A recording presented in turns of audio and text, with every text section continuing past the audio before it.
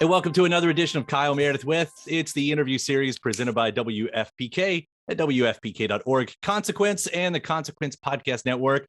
Thanks as always for making your way here. Checking out the series. You know what to do. You like what you see, what you hear, hit that subscribe button. Put out 3 new interviews every single week. So it's a great way to keep up with all of your favorite artists. And one of my longtime favorites, I can say, is finally back talking about Band of Horses, Ben Bridwell. Hello, man. Hi, Kyle, man. It's always a pleasure to talk with you, man. It's great to see you. It's been a handful of years now since we had the last Band of Horses record. This one, Things Are Great. Man, it is so great to hear you doing this thing again and getting the music out into the world. So first off, I love it. I love the record. Congratulations. Kyle, thanks, man.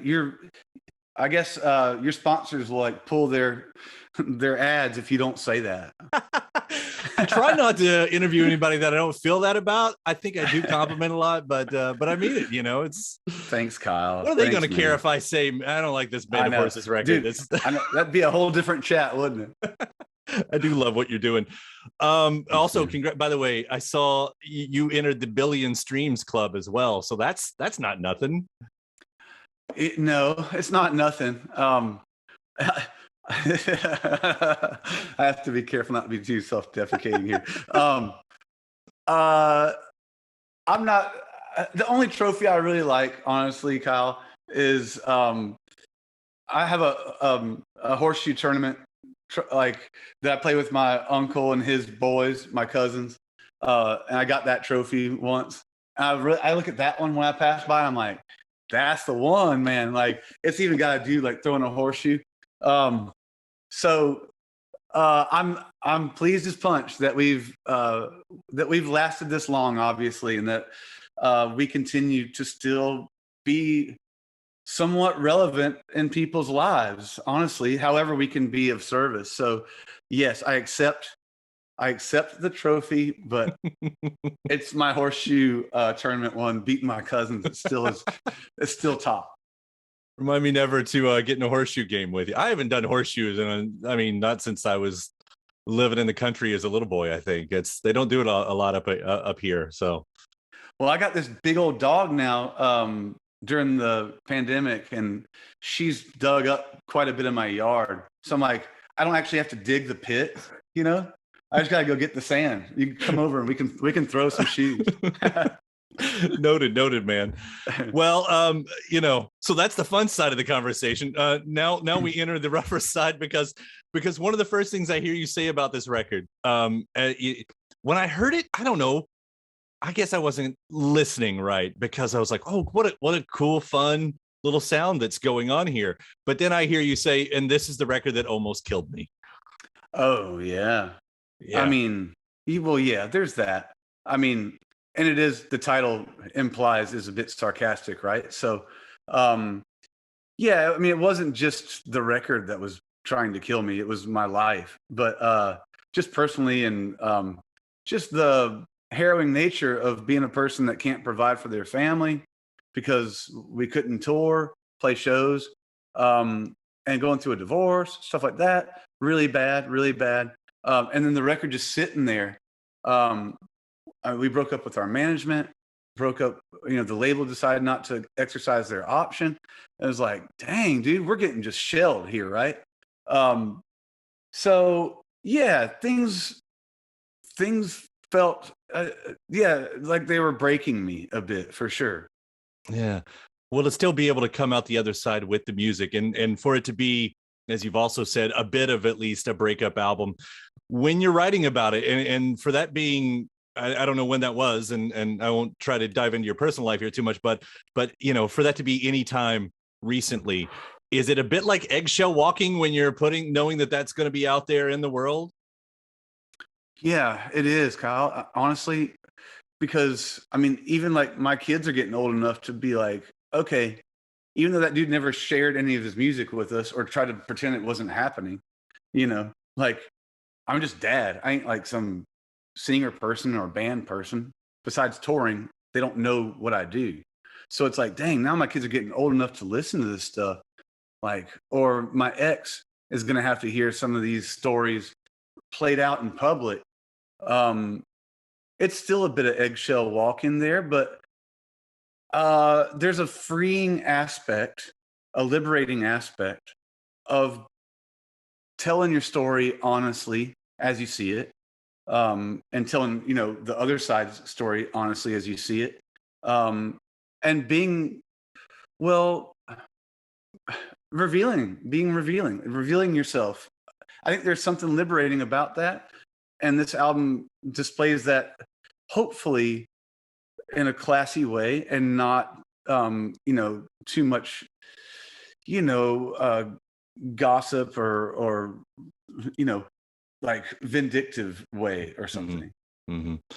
Well, it's I don't know. You've always been able to your lyrics, the way the poetry rolls out, like it's not that it's metaphor, but sort of in a, what I would say the REM way. Like I kind of get the gist, but I don't always know exactly what you're saying. And to me, that's sort of fun too. Yeah, yeah, and well, to put me in the same sentence with REM when it comes to writing lyrics is, I'm just gonna hang up, honestly.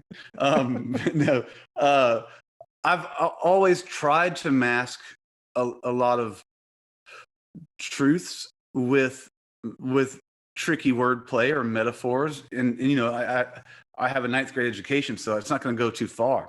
Um, so I yeah I found diminishing returns on that kind of wordplay. Honestly, I think that's why we had like a first iteration of the record where it was done and mixed and good and pretty and all that. But I'm like, I still wasn't being exactly honest with myself of what these stories were. So I think that's why I had to go back to the drawing board, write a few, new songs, clean up or dirty up the production, as it were, um, and let warts and all approach really go on display here with this one because of that. Who cares about, like, yes, you want those things to be a bit blurry sometimes so people can make their own stories, but sometimes if you can be direct and tell your story for the truth that you know it and be vulnerable like that, I find that it's maybe a more attractive magnet. Yeah. What's like, so we get into the beginning of the record, Warning Sign. It's also the latest single. April 78. I mean, the beginning of the album, like this is your arrival into the world is what I'm guessing, right? Yeah. I That's a guess good way to start a record. yeah, well, I hope. I mean, gosh, it's hard for me to be objective sometimes with it, but and it feels like a bit gross sometimes being so. Oh, anytime you're being like autobiographical, Mhm. um, but again, there's that vulnerability of putting yourself on blast like that, that maybe lightens other people's hearts and opens up their story maybe even easier. I'm not sure. Mm-hmm. Well, especially when we get into the narration, it seems like there's a push and pull. That track, Warning Signs, ending with "We don't want help, no therapy," and then to hear "In need of repair" just a little bit later. Like knowing there's the problem, but not letting yourself find the formula. Is that am I close to maybe what's going on here? Oh God, I mean, yeah. Do you want to lie down on the I couch while I ask that question? for real, dog. I mean, you're my last interview of the day. I wanted to lie on the couch 4 interviews ago, but still, um, I I gotta be brave about all this stuff. I have to be like, I have to face it, and I don't know. Been there's been some healing, but even getting to where I am hasn't been easy, and Mhm. I'm not even sure if I'm halfway there to being healed up. Yeah. Well, to get it out through the songs, I mean, we hear that a lot. Just musicians. A lot of musicians use songs for therapy. I'll also say that it doesn't seem like that's everything that this record is about. The worldviews on the record, I guess, is what I'm getting, at least as a listener, from Tragedy of Commons. I mean, that line, the hate train, pray that it crashes, jade chattering of neo-fascists, the clatter of ever-warring classes. Now, as we talk about poetry right there, that's Oh good. God. But so this, am I right in saying this takes more of the worldview? Oh, you're absolutely right. I think that came from, I was reading a story at the studio one day, I was writing that song, and I was thinking of, I read a story about people like losing their family to Fox News, like people losing their parents and stuff, or they'll go to their parents' house and block Fox News, and their parents lose their minds because they don't know how to work the TV and get it back. And no diss on Fox News, no diss on anyone's political views. Everyone's got their own thing, but it could be CNN as well. But the division lines between us just seem to get wider and wider. And this was that was probably written in 2017, something like that. And it right before or right around Trump getting elected and all that stuff. It really felt like we were more divided than ever, and I'm not sure that we've quite healed that either. It's not like me to take a hard political stance unless I got to, and this one is still a bit ambiguous and blurry. I just thought it was funny that people are like fighting so much, dude. I mean, it's not funny, but it's something that's interesting at least. Yeah, and you come from sort of a similar situation geographically as I do. I mean, you're further south. I've started calling Kentucky the gateway to the Southeast as much as anything, but it's that is the thing. It's I'm speaking for me, not for you. I don't want to project. I'm surrounded by redness all around a little blue city, that I'm in over here. And to be in the music world and to see, artists sort of walk that line, because it does become about division as a musician, that you get up on stage and maybe your hope is just to bring everybody together, but the moment they walk out of there, that line that I just read is sort of what's going on. Yeah, it is just an observation. It's not trying to call anybody out, even though I will go to Lindsey Graham's office down the road and egg his car. No, I'm not trying to do that. I try to leave things open-ended and, look for all sides of the story as much as I can, be objective and not try to force people out. I want to, draw people in however we can. Mm-hmm. I feel like, the pandemic and stuff, I feel like it's been a good chance for us all to come together more, especially now that we can get concerts back and things like that. A chance for us to bond more with each other in the real world and not be hiding behind our phones and computers and stuff. So I don't know, maybe there'll be some good that comes out of this, that we can understand one another better. Yeah. But you don't mind pissing off any residents of Coalinga? No, I don't. So I'm learning about this place. Really, honestly, Ben, how much of a hellhole is this? And what happened? Oh, God. Well, I was in a different band before this one, and I was not good at music even in that band also. But we traveled down that corridor all the time from, San Francisco down to LA or wherever. And there's going to be about 10 to 15 minutes of absolute torture where all of your orifices are just getting bombed with like the sarin gas of cow fart, and you don't know how to avoid it. You don't know how to get away from it. You just want to drive fast, but it's also like a speed trap because everyone, the cops know that you want to drive fast and get through there. The people that live there, they don't recognize it anymore. But if you're not used to being from cow country, dude, it's an absolute, it is, like I said, a hellhole. Great way to end a record, by the way, because those final lines and we welcome you. That's yeah, well, you're welcome back anytime. Come on back. We could use your damn dollars at the gas station. Oh wait, the whole town is gas. Great. I laughed so hard when I finally got to that part. That was especially coming after, the heaviness of what this record sort of ends up being. Like to end it with that, like, what a relief, pun intended. Yeah, you're right. That was like a bit of a palate cleanser, wasn't it? Yeah, just in time for the record to flip once again. Go back to the other side. I love that. Yeah. I also want to, we've talked a little bit about before your artwork, that you always sort of, there's a theme across all the records and everything, but I've noticed, especially with these singles too, there's a really cool art thing happening. Is that you or is that someone else? What was the idea? Because I love that whatever that style is. God, that's, we did go through like a breakup with our old management that we'd had for a decade plus, and now it's the new management over at C3.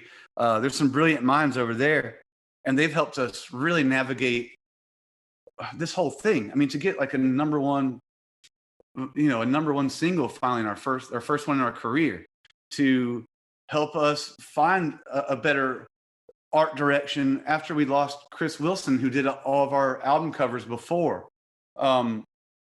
They've really helped us figure out a way to keep things cohesive and consistent and interesting. Mm-hmm. Yeah. So I wish I could say it was me, but no, you got to give credit where credit's due. It's cool to look at those. And I've been talking a lot. I don't know why I've been on this crusade and everything, but when I was thinking about the artwork, and I've been talking to a lot of artists about sort of the slow death of B-sides in a way. And I miss the B-sides, but you've got a scrapped album. Some of the songs do make it over, but for the other ones out there, do you see of ever releasing them in any form like that?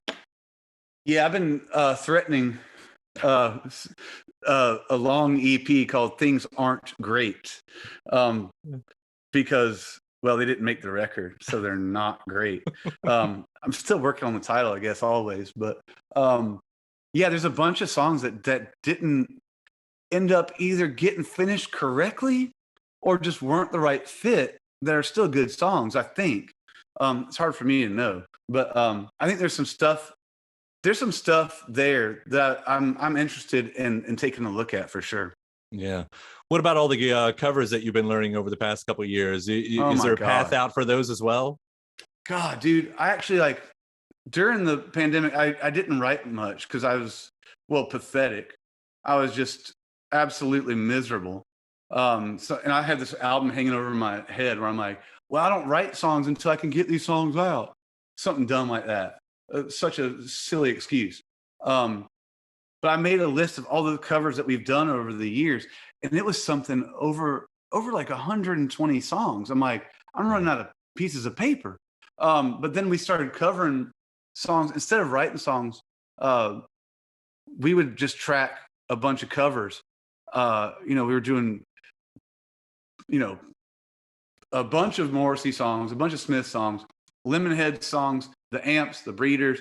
Like, we were doing new Matthew Sweet, and kind of like maybe the heyday of being in high school for our indie proclivities, and such a great way to get back into being the fanboys or girls, as it were, that we shed along the way of, like, if you get into this business, you can get a bit more focused on yourself writing.